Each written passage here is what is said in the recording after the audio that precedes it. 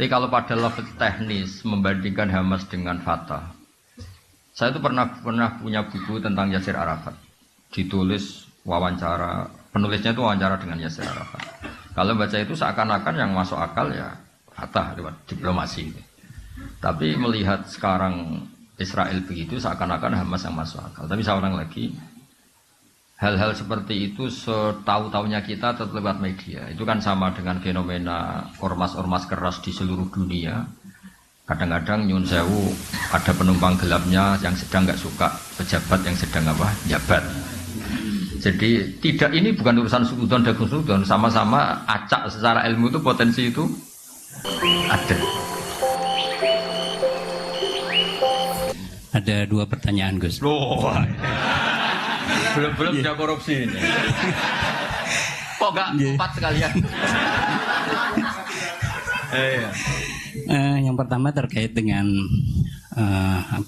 penafsiran ayat mengenai Inna fatahna laka fatham mubina, tentang pentingnya kekuatan untuk bisa mengawal kebenaran, dan dikaitkan dengan hadis Rasulullah, al-mu'minul qawi khairun wa habbu ilallah minal mu'minid dhaif. Ini kaitannya dengan qadhiyah Palestina sekarang niki, di mana sudah setahun lebih ini kan tertindas, dan ada wacana untuk kemerdekaan Palestina ya, tapi dengan beberapa syarat ya, di mana di sana ada 2 faksi, ada faksi Fatah yang lebih memilih jalur diplomasi dengan Israel, dan juga Hamas yang lebih memilih untuk mukawamah. Dan apakah yang dipilih oleh Hamas untuk terus melakukan perjuangan hingga mendapatkan kemerdekaan ini sebagai sebuah cerminan dari al-mu'min al-qawi, atau justru cara Fatah yang ingin melakukan menghasilkan perdamaian ini melalui jalur diplomasi? Sebetulnya masalah Hamas Fatah itu setahu-tahunya kita itu lewat media. Saya ulang lagi, setahu-tahunya kita ini lewat media. Kita nggak tahu persisnya. Yang kita tahu hanya persisnya secara hukum, kita harus bantu Palestina dengan segala cara. Dan alhamdulillah Indonesia termasuk negara yang mulai zaman Pak Karno sampai sekarang selalu mengakui kemerdekaan Palestina. Tapi kalau pada level teknis membandingkan Hamas dengan Fatah, saya itu pernah punya buku tentang Yasir Arafat, ditulis wawancara, penulisnya itu wawancara dengan Yasir Arafat. Kalau baca itu seakan-akan yang masuk akal ya Fatah lewat diplomasi. Tapi melihat sekarang Israel begitu seakan-akan Hamas yang masuk akal. Tapi saya ulang lagi, hal-hal seperti itu setahu-tahunya kita tetap lewat media. Itu kan sama dengan fenomena ormas-ormas keras di seluruh dunia. Kadang-kadang nyun sewu ada penumpang gelapnya yang sedang nggak suka pejabat yang sedang jabat. Jadi tidak, ini bukan urusan sudon dan sudon, sama-sama acak secara ilmu itu potensi itu ada.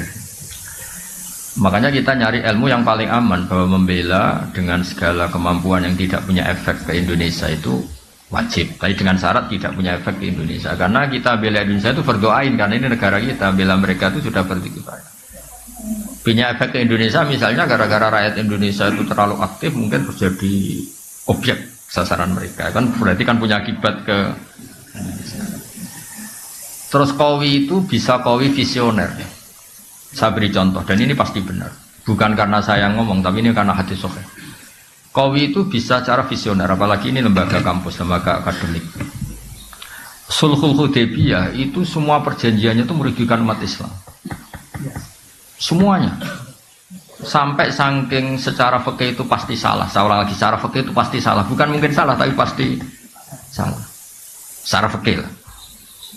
Itu sampai Umar tuh tanyanya Nabi itu dari awal sudah, alastabi Rasulillah, apa engkau masih Rasulullah? Karena kok semua perjanjian yang merugikan umat Islam kau iakan, apakah engkau masih Rasulullah? Dan Nabi itu tenang, iya saya masih Rasulullah. Nabi ya santai, tidak marah. Tapi kenapa engkau beri kehinaan ke kita dan engkau memberi kehormatan pada orang kafir? Jawabnya Nabi, ana Rasulullah wala yudayyi'anillahu abadan. Saya ini tetap Rasulullah. Itu diantara perjanjian gini, kalau orang Islam masuk kafir itu suruh biarin, karena kembali ke habitat. Karena Islam itu asal usulnya kafir, sehingga kalau masuk kafir disuruh biarin. Kalau kafir ke Islam harus dikembalikan, karena ini bid'ah. Loh betul, Abu Jahal kalau ngistilahkan Islam itu ila dinin mubtada'in, agama yang apa? Bid'ah. Semua itu merugikan umat Islam. Terus Nabi hanya minta, sudah turutin semua. Terus kamu minta apa Muhammad? Dari pihak kafir namanya Suhail bin Amr. Saya minta ruang diskusi tentang Islam dan kafir itu dibuka seluas-luasnya. Dan tidak ada halangan, diskusi terbuka. Oh enggak masalah Muhammad, diskusi saja. Itu perjanjiannya 10 tahun, Hudnah itu genjatan senjata. Ini ketok, Qawi itu bisa visioner. Ternyata apa? Setelah diskusi terbuka, gimana? Tuhan satu sama banyak itu rasional mana? Ya rasional satu, masa Tuhan dengan Lata Uzza rasional? Ya rasional Allah. Lata Uzza kok Tuhan gimana? Dia hanya batu ini. Kalau Abu Jahal sama Muhammad ya bener, Muhammad Abu Jahal ora tahu bener loh. Walhasil semua diskusi itu akhirnya mereka menyimpulkan dari diri mereka sendiri kalau mereka itu alal batil. Enggak sampai 2 tahun mayoritas orang Mekah itu menyatakan Islam. Nah, itu kata sarah-sarah hadis Nabi itu cara sekarang menyelipkan satu hal yang nanti positif selamanya. Mergo Nabi pede. Kalau diskusi itu terbuka, pasti orang tahu mana yang hak, mana yang batil. Ya sama, ada orang yang mengusulkan kalau Palestina itu masuk komunitas internasional dengan cara diplomatik. Sekarang misalnya Perancis sudah ngakui. Dunia itu pasti menolak kebiadaban. Soal waktunya terserah Allah, tapi tetap trennya itu menolak kebiadaban. Jadi itu pentingnya Qawi secara visioner. Kayak tadi yang saya utarakan tadi. Saya ini manusia, saya tentu punya nafsu, punya selera, punya keinginan. Tapi sudah saya hitung. Kalau saya misalnya mau jadi dokter honoris causa atau mau jadi rektor, itu kan orang masa tanya fikih seruwet itu. Tapi kalau ada yang kultural kan kayak jenengan gini, cukup pengen ngaji di saya, terus ngaji itu aja. Coba kalau ngaji di rektor, cari itu dosen yang ahli itu, yang bagian itu, ayo wajar. Enaknya jadi rektor kan, kalahnya sama ketua yayasan. Coba kalau Islam gitu mau dikemanakan ya? Tapi ya kita butuh, karena yang jadi menteri tentu yang punya gelar, yang jadi Qawi itu bisa Qawi secara apa? Bisa. Terus contoh menaik di Uni Soviet, Mas Afifullah. Saya punya teman banyak yang kerja di sana. Saya kan karena kerja di Jogja punya teman yang kerja di Jerman di mana-mana. Itu cerita. Ketika Uni Soviet runtuh, yang peristiwa Glasnost itu kenapa Ceknya tetap Islam, Uzbekistan tetap Islam. Saya juga pernah ketemu orang Uzbek di Malaysia. Di Malaysia apa di Korea itu ketemu ulama Uzbek, itu cerita. Mereka tuh punya ruang-ruang di bawah tanah untuk ngajari anak-anaknya tauhid. Sehingga ketika secara lahir itu komunis ateis, sebenarnya mereka itu punya tauhid. Maka ketika keluar dari Uni Soviet, itu tauhid gak pernah hilang. Jadi barokahnya kayak Madin. Jadi terus mereka milih jadi tetap negara Islam. Uzbek, Ceknya. Artinya apa? Ketika secara lahir mereka terkooptasi oleh paham ateisme, paham komunisme, mereka ternyata di keluarganya tetap menanamkan apa? Tauhid. Makanya ketika tauhid ini nggak pernah hilang, terus negara merdeka ya langsung tetap jadi negara komunitas Muslim. Maka di antara visi Quran itu tentang kalimat tauhid itu begini: wa ja'alaha kalimatam baqiyatan fi aqibi. Kemudian Ibrahim menjadikan kalimat tauhid sebagai kalimat yang abadi di anak turunnya.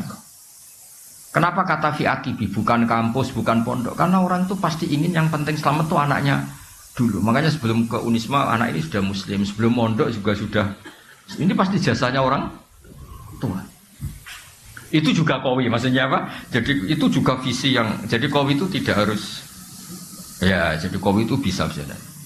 Ya kayak orang dosen-dosen ini kan kalau di rumah tidak Qawi, tapi setidaknya berangkat sepatunan, dasinan, paling enggak kan kelihatan enggak nganggur itu.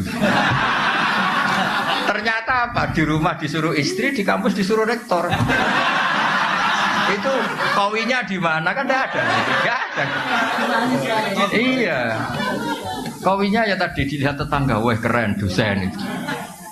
Nah akibat dari nasibnya gitu, yang penting dasinya ditata rapi, sepatunya ditata, ya itu satu-satunya harga dirinya ya itu.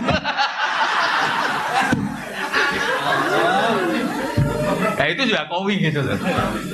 Kan lumayan ada tahapan hidup gak dianggap pengang. Jangan tanya penghasilan, yang penting nggak nganggur dulu.